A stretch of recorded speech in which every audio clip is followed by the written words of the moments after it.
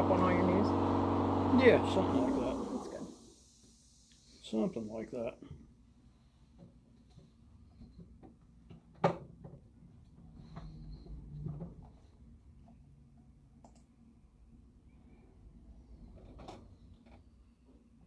Well, just mention that a little bit, kind of reciprocate a little.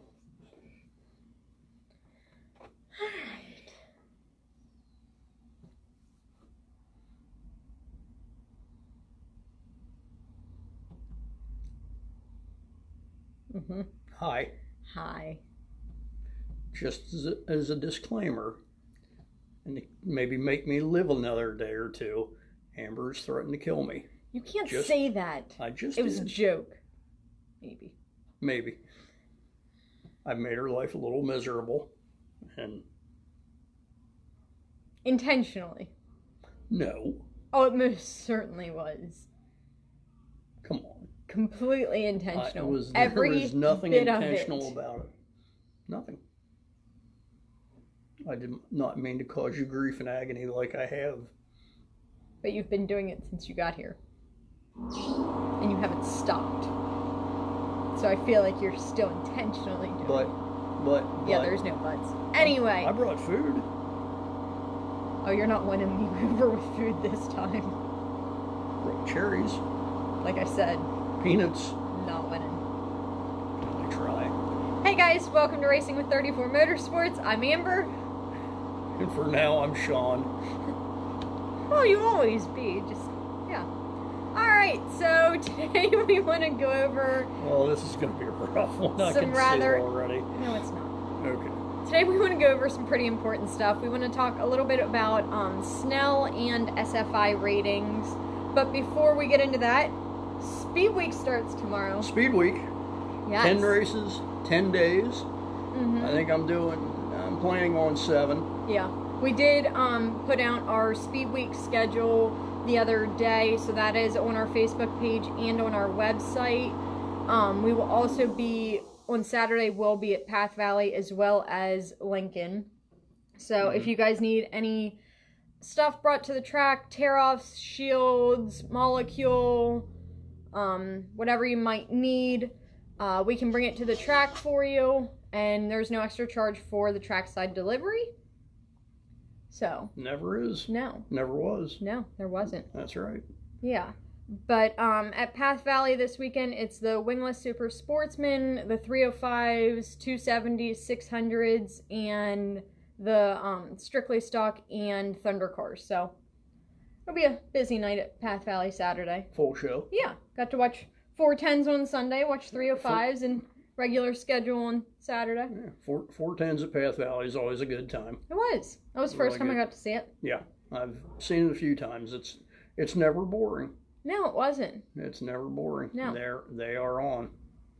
They are on. The rain delay part kind of sucked. The rain delay sucked, but they pushed through it. They got it back. They got it going. The track was, I think, ended up being a better track than it was before. Because before the rain delay, it was looking like it was going to slick up. It was going to slick up pretty much, yes. And it ended up getting pretty tacky and looked pretty good. Yeah. So Brett Marks won. He made. I think they were in Wisconsin or something Saturday, so they made the trip back worthwhile. Absolutely. Yeah. Yeah. Another thing that we want to talk about is, I know you had shared it today, is counterfeit SFI tags. You're going to see this stuff a lot of times on Amazon. That's where the post that I put up today, that's where that stuff originated out of, was from Amazon. Amazon, eBay. Yeah. Just a friendly thought. Check with a reputable safety equipment dealer, whether it be us, whether you do something. If you're going to do something online, that's fine. But definitely make sure you're dealing with a reputable company. Some of these deals that you never heard of before, there's probably a reason you never heard of them before. Right. If it's, that was what, belts today? Yeah. Get good belts. Get Simpson. Get Schroth. Get Impact. Get Crow, yeah, I mean, Hooker, yeah. the list goes on. But if you're going to do this stuff, do it right. Don't. But also, just because you're buying this brand of belts on Amazon doesn't mean that that's where they're actually coming from. There are knockoffs, like with anything, whether it be shoes or jewelry. Everybody, y'all know about knockoff Rolexes and knockoff clothing and everything. We could go down the list, but it's safety equipment is not well, they don't want to be part of it, but unfortunately they are. So I mean, shop local, support your local small racing place, whether it's us or somebody else. Support the small businesses, not large places. Exactly. But so you're going to handle most of this SFI and Snell stuff. Oh no, we all know that you'll chime in on it. I will chime in, but you did your studying and did your homework, therefore. Oh yeah, thanks. Have at it. Thanks. All right, so helmet. We're going to start on the Snell ratings of helmets. There's 3 different Snell ratings that racers will use. Now, some of it's based just on karting and then your fire retardant stuff. But there's an M rating and a K rating. So M rating would be motorcycle helmets, K rating would be karting helmets. And the big difference between the M and the K rating versus SA rating, which SA is your fire retardant helmets that anybody other than karts has to run. You've got a fire retardant liner in there, versus the karting helmet, which not a lot of manufacturers have karting helmets anymore. Arai still does, but karting helmets don't need to be fire retardant. So, and obviously that plays a factor into the cost as well.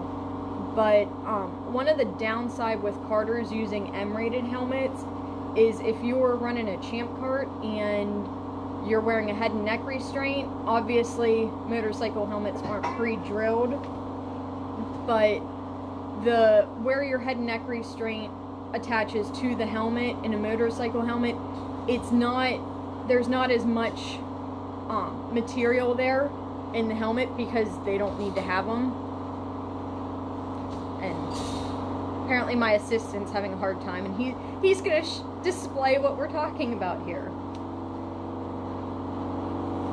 Yeah, in this area of the helmet, where the anchor is for head and neck restraint, with an SA rated helmet, there is more material there. So, again, with a motorcycle helmet, it's it's just the extra material isn't there. So because it's not needed for motorcycles. Exactly. Yeah, but now with Arai having the SK6, the karting helmet, there is a spot there. The shells are very similar on the SK versus the auto helmets. And there's a lot more testing that SFI does on the SA rated helmets than what they do with karting and motorcycle helmets. Just because, I mean, you're dealing with a lot more possible impact and a lot more stuff literally getting tossed at the helmet than what you are in karts. So with the SA helmets, the inside and the outside are flame resistant. Your chin strap and your shield are also flame resistant. So it's not just the liner itself, it's literally the whole thing. Even all of your like rubber seals going around, they all have to meet a certain fire resistant expectation. So yep. If you, from what Amber had told me, and I've not read everything on it, I've gone through it a little bit. If you go on Snell's website and start looking, the rating guidelines for motorcycle helmet is what? For I mean, anybody can go on Snell's website and see all of this. Yeah. There's the motorcycle and the kart. You're talking about the pages. Yeah, how many pages the are worth motorcycle and the karting they're combined in one together, and it was like 17 pages for those 2 Snell ratings. For the SA rating, it was like 50 some pages. So that kind of gives you a little idea of everything that's involved in the testing on the automotive line of helmets. Yeah, I mean, they'll actually, when they're testing the helmets, they'll put it at extreme cold, extreme heat. They'll get it wet, and it has to, like, they'll put a flame on it for a certain amount of time, and then it has so much time for it that it has to extinguish out at that time. Right. And they'll test like each size of the helmet, and periodically they'll test it as well.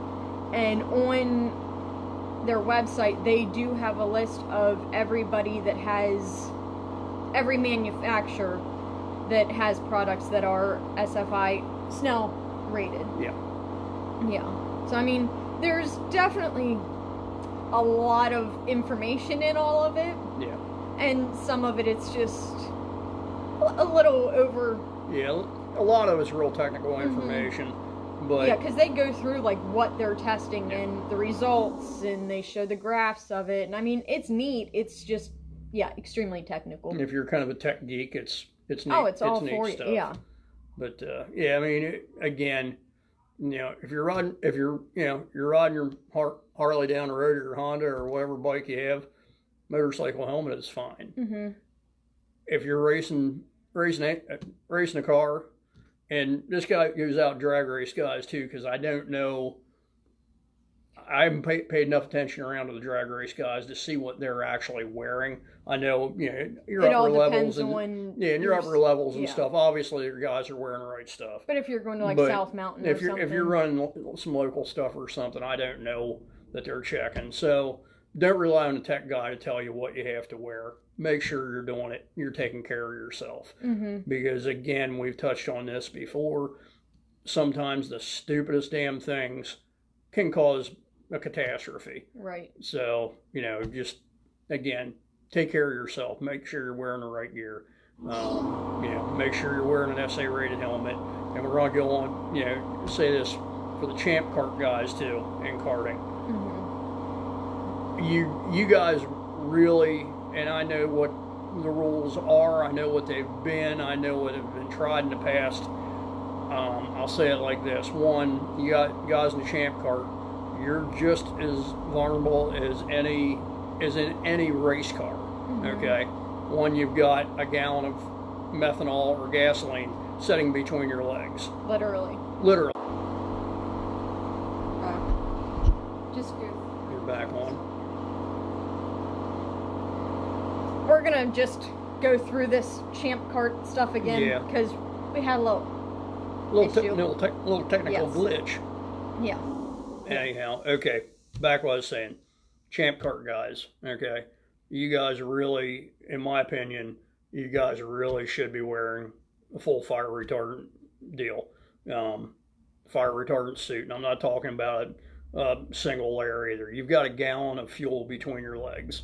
Now, think about that for a minute, okay?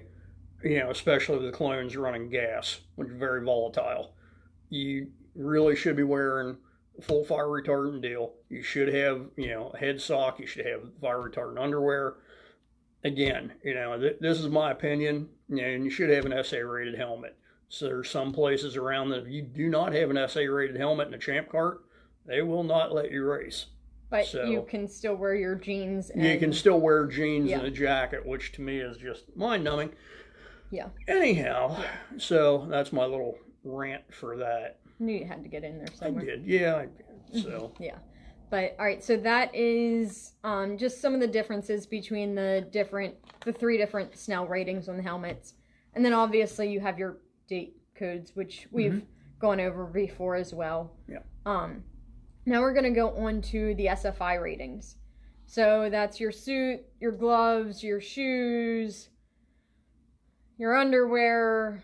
I mean, technically we could keep going down the list, but we're not going to get into everything else. We're just going to talk about your gear. There's a handful of different SFI ratings, and I'm going to grab a suit here. Okay. Yeah, basically, if you have a single layer, it's going to be rated one way. If it's a double layer, another rating. A 3-layer, a different rating. And I believe gloves are the same way if you have a single layer or a double layer glove. Shoes, I believe, are all pretty much around the same rating, I believe. But go ahead. All right, so on your suits, everybody has to have an SFI tag. And I know you guys can't really see it from here, but it has 3.2A-5. So they'll all have 3.2A-1, 3, 5, 10, 15, 20. So it goes on and on up the list. And each one of those numbers has a TPP value. And that stands for your thermal protective performance. So basically, how well your suit will hold up to the heat. And then that value amounts to a certain amount of time before a 2nd degree burn. So the 3.2A-1, it has a value of 6. So that's a single layer Pro-Band cotton, which we'll get into that part then as well. The time for you to get in a single layer suit to get to a 2nd degree burn is 3 seconds. Not long at all. Yeah. So, I mean, a single layer suit is a wet paper towel. Pretty much. Actually, a wet t-shirt would do you just about as good. Yeah. So, I mean, 3 seconds on a single layer suit. Thank you for sharing the SFI Foundation, Jake. Yeah, Jake Waters just put up a link to the SFI Foundation. Yes, so thank you for that. Thanks, Jake. And then the 3.2A-5, which that is typically your 2-layer suit. That's what most drivers will use. That has a TPP value of 19. That gives you 10 seconds before you get to a 2nd degree burn. And this is without any underwear. This is just the suit itself. So that 2-layer suit will give you about 10 seconds before a 2nd degree burn. Then once you get up to like the 20, you're talking drag racing stuff. So, I mean, just to give you an idea, the 20, it gives you a TPP value of 80 and 40 seconds until a 2nd degree burn. So it's a huge, huge difference. Now, obviously, drag cars. Now, if you've ever, everybody's watched John Force blow up and Pedron and all those guys. Yeah. And Safety Safari is the best at what they do. And as soon as something goes haywire in one of those cars, those guys are on it. So for a guy to have to sit in a fire for 40 seconds is completely, it doesn't happen. But it's nice to know that if it would happen, you have that, peace of mind. Now, whenever you wear fire retardant underwear, which obviously we highly recommend everybody wearing underwear underneath, that'll give you about 3 more seconds. So on your 2-layer suit, you're going to get 13 seconds with a 2-layer suit and underwear underneath. And obviously we recommend head sock, long sleeve top, long sleeve long bottoms, and the socks as well. I know recently, and it's in every form of open wheel racing, seeing guys wearing like cut off t-shirts under their suits or just a regular t-shirt. I know it's hot. I get it. But just think about what you're wearing underneath your suit. That little discomfort that you might have is a hell of a lot, less painful than what it would be if you get burned. Yeah. So, I mean, figure you're going to have 13 seconds. Now, the amount of room you have between, the amount of air that's in between like your suit and your underwear, and that all affects it as well. If you're wearing like a super like skin tight suit, like a real slim fit suit, you're not going to have as much time as a suit that has a little bit more room in it. Now, I'm not talking about a burlap bag fitted suit. Yeah. But we've seen them. Yes, we've seen them. Yes. But yeah, I mean, just even having just that little bit of room between the suit and the underwear, that is going to help kind of not let the fire go as quick. I mean, that's kind of a double-edged sword with that, though, because you don't want a baggy suit because a baggy suit can get caught on everything and anything when you're trying to get out of the car. Like, we don't want to see you wearing a slim fit t-shirt. We want to see you wearing a t-shirt that doesn't hug your figure. You trying to say something? No, I'm just giving an example. I see. Yes, just giving an example.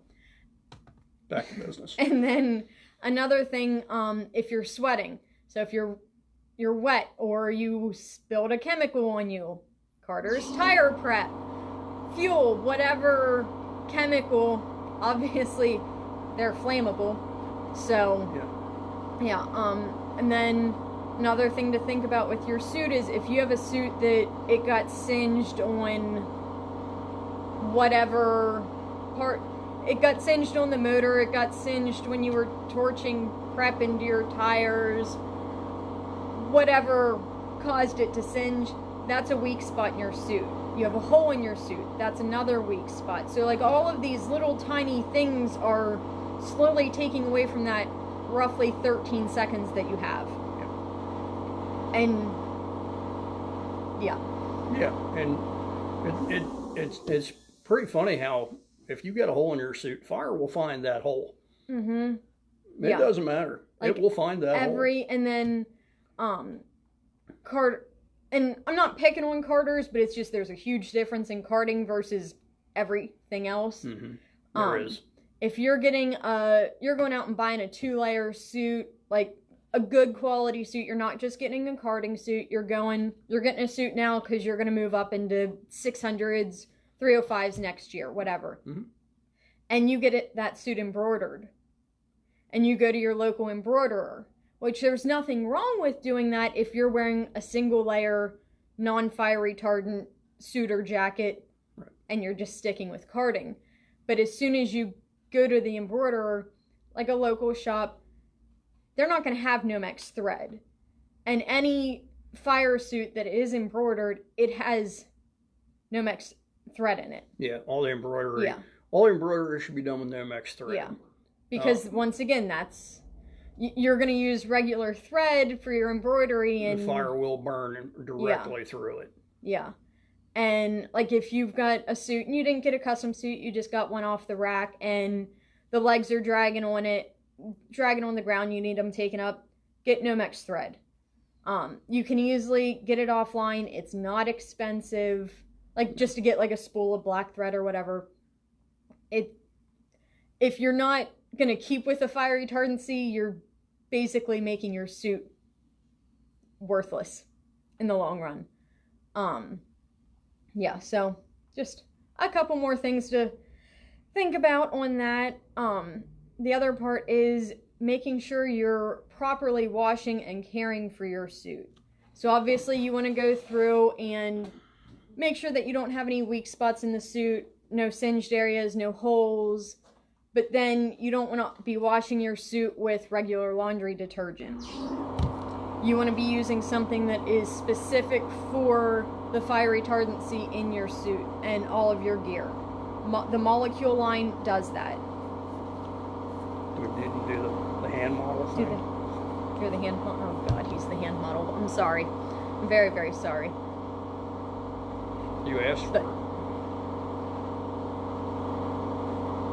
So yeah, you want to, because once again, if you're going to use regular laundry detergent, that the chemicals in that are far too harsh, and they'll literally, depending on the type of material that you have, they're either going to basically break it down and weaken the fire retardancy, or they're going to wash the fire retardant right out of it.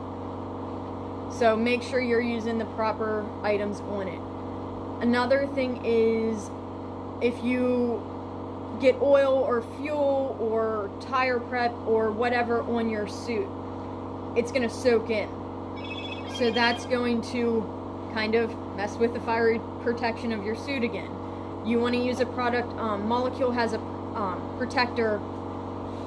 The model is going to grab that as well. He can read.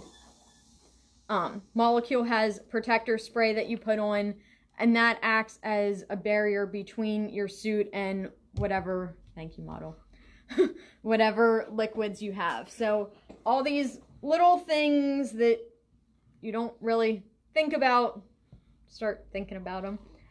And then Proban, so treated cotton, versus Nomex. You're a very popular person. It must be. Or people just feel bad for you. I don't know. So there's a couple different materials. You've got Nomex, which obviously that's your best way to go. Then you have the treated cotton Proban, which is a much more cheaper option. The treated cotton, it's literally cotton taken and chemically treated with a fire retardant. So over time, that washes out, wears out. And that doesn't matter if you're No. what you're washing it Right, with. exactly. Doesn't matter if you're using molecule or Tide or beating it on a rock down at the creek. It's like a semi-permanent item, basically. The downside with that is you have no idea when the fire retardancy is out of it. Yeah, you don't. There's no way of finding out yourself. I've read something long ago on how long they actually last, and I can't remember exactly what it was. Let's just say not that long. Right. So. Yeah, so that's something to think about when you're considering going the Proban option. Nomex, the material itself, the Nomex is flame resistant, and it's not going to wash out. The only thing that'll happen if you're using Nomex and you're using regular laundry detergent, it's going to break it down to a point because the chemicals are so harsh. We're almost done, I promise. She's got notes. I do. She's got notes. I do. She was a good student in school too. Sometimes. Sort of. There are some manufacturers that'll use Proban in a multi-layer suit. So don't think that just because you're buying a 2-layer suit, you're getting Nomex. You need to make sure that it says that it is Nomex. And if it doesn't, and it's cheap, chances are it is Proban. Yeah. So that's just, it's like, yeah, I want to get a custom suit, but I only have this much money to get it.